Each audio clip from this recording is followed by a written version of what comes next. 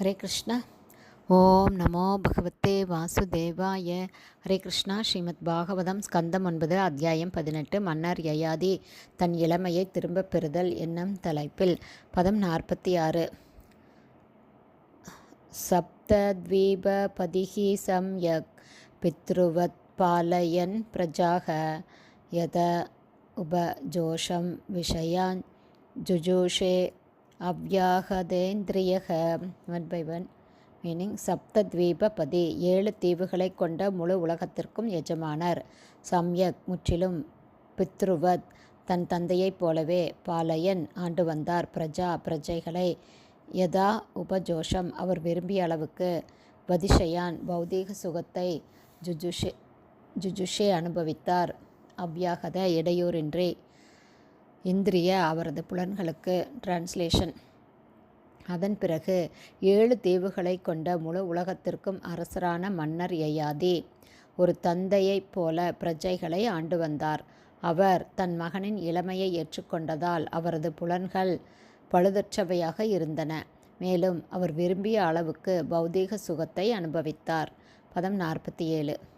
தேவயானி அபி அனுதினம் மனோவாக் தேக வஸ்துபிகி பிரேயசக பரமாம் பிரீத்திம் உவாக பிரேயசீரக. Word by word meaning: Devayani Yayati மகாராஜனின் மனைவி. அபி கூட. அனுதினமும். மனவாக் மனதாலும் வார்த்தைகளாலும். தேக உடலாலும். வஸ்துபி தேவையான எல்லா பொருட்களாலும். பிரேயச அவளது பிரிய கணவனின். பரமாம் உன்னதமான. பிரீத்திம் ஆனந்தத்தை. உவாக நிறைவேற்றினாள். பிரேயசி அவளது கணவனுக்கு பிரியமுள்ள. ரக தனிமையில் எந்த தொல்லையும் இல்லாமல்.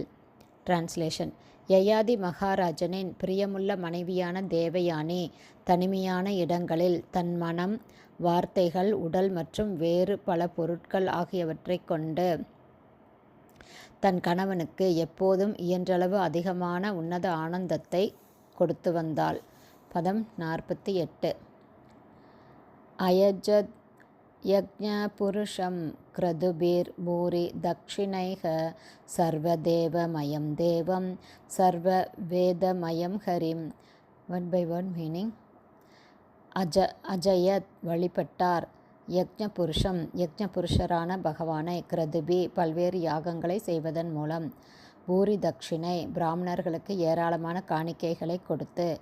சர்வதேவமயம் சகல தேவர்களுக்கும் இருப்பிடமான. தேவம் பரம புருஷரை. சர்வ வேதமயம் சகல வேத ஞானத்திற்கும் முடிவான இலக்காகிய. ஹரிம் பரமபுருஷரான பகவான் ஹரியை. டிரான்ஸ்லேஷன்: அனைத்து தேவர்களுக்கும் இருப்பிடமும் அனைத்து வேத ஞானத்தின் இலக்கும் பரமபுருஷருமான ஸ்ரீஹரியை மகிழ்விக்கும் பொருட்டு மன்னர் யயாதி பல்வேறு யாகங்களை செய்து பிராமணர்களுக்கு ஏராளமான நன்கொடைகளை கொடுத்தார்.